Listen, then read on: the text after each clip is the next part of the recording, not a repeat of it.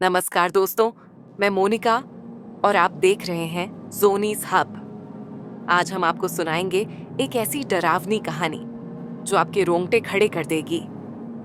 क्या आपने कभी सुनी है एक ऐसी घटना की जिसमें कोई इंसान चुपचाप खड़ा रहा और कुछ भी नहीं किया? ये सिर्फ एक गलती थी या फिर एक खौफनाक हकीकत? आज की कहानी है द साइलेंट विटनेस, जो हमें बताती है कि कभी-कभी जो हम देखते हैं वही सबसे बड़ा खतरा बन सकता है।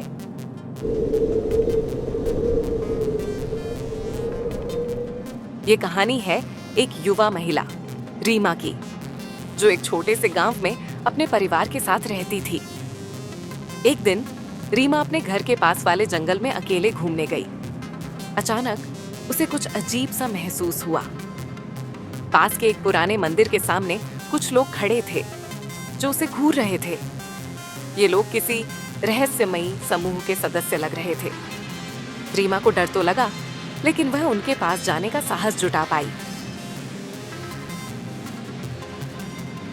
जैसे ही रीमा मंदिर के पास पहुंची, उसे अचानक चुपचाप एक आवाज सुनाई दी। तुमने हमें देख लिया है, अब तुम्हारे लिए कोई रास्ता नहीं बचा। रीमा ने सिर घुमाकर देखा, लेकिन कोई भी नहीं था। डर से उसकी धड़कन तेज हो गई और वह तुरंत वहां से भाग गई। लेकिन अजीब बात यह थी कि वह आवाज पूरी तरह से उसके कानों में गूंज रही थी और किसी को कुछ नहीं सुनाई दिया। रात का समय था। रीमा अपने घर लौटी, लेकिन उसकी नींद पूरी नहीं हो रही थी। कमरे में एक अजीब सी ठंडक फैल गई थी। अचानक उसकी खिड़की पर किसी ने दस्तक दी। उसने जैसे ही खिड़की की ओर देखा तो उसे वही लोग दिखे जो उसने जंगल में देखे थे। उनकी आंखें चमक रही थीं और चेहरे पर कोई भाव नहीं था। रीमा डर के मारे चिल्लाई, लेकिन कुछ नहीं हुआ। वह फिर से घबराई हुई घर के अंदर चली गई।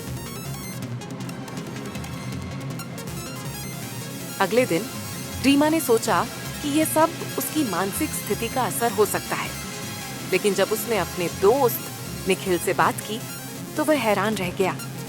निखिल ने बताया कि गांव के पास का मंदिर लंबे समय से बंद था और वहां कुछ अजीब घटनाएं घट रही थीं। वह तो सोच भी नहीं सकता था कि रीमा ने जो देखा वह असल में उस मंदिर से जुड़ा एक खौफनाक रहस्य हो सकता है। निखिल ने रीमा को बताया कि कुछ साल पहले एक अजीब सा अनुष्ठान उस मंदिर में किया गया था, जिसमें कुछ लोग अपनी आत्माएं उस मंदिर में बंद कर देते थे। वह लोग अब भी अपनी पुरानी आदतों को निभा रहे थे और जिन्हें भी वह देख लेते थे उन्हें अपना हिस्सा बना लेते थे। रीमा की डरावनी अनुभूति अब और भी गहरी हो गई, क्योंकि उसने उन लोगों का चेहरा याद किया था और वह बहुत हद तक उन रहस्यमय समूह के सदस्य लग रहे थे। फिर एक दिन रीमा ने फैसला किया कि वह मंदिर जाकर सब कुछ सुलझाएगी। वह निखिल के साथ उस रात मंदिर पहुंची। जैसे ही वे अंदर गए, उन्हें वही लोग दिखाई दिए। इस बार रीमा ने अपनी पूरी हिम्मत जुटाकर उनसे सवाल किया, तुम लोग कौन हो? एक ने कहा, हम वह हैं जो समय से पहले मर गए थे। तुमसे हमारी मदद की आवश्यकता है और तुम अब हमारी चुप्पी के गवाह हो। अचानक रीमा ने महसूस किया कि वह लोग किसी के पुराने शाप से जकड़े हुए हैं और जो भी उस जगह को देखता था वह हमेशा के लिए उनका हिस्सा बन जाता था। रीमा और निखिल ने मंदिर को छोड़ने का निश्चय किया, लेकिन उसी पल उनके सामने वह लोग आ गए और वे पूरी तरह से अदृश्य हो गए। अचानक रीमा ने देखा कि वह लोग चुपचाप खड़े थे और वही खौफनाक आवाज फिर से गूंजने लगी, तुम्हें चुप रहना होगा वरना तुम हमारे जैसे हो जाओगे। रीमा अब जान चुकी थी कि किसी को भी देखना, किसी ऐसे रहस्य को जानना बहुत बड़ी गलती हो सकती है, खासकर जब वह कभी नहीं मर्जी से देखा जाए। तो दोस्तों, ये थी हमारी आज की कहानी द साइलेंट विटनेस। क्या रीमा और निखिल का सामना किसी दूसरे दुनिया के लोगों से हुआ था?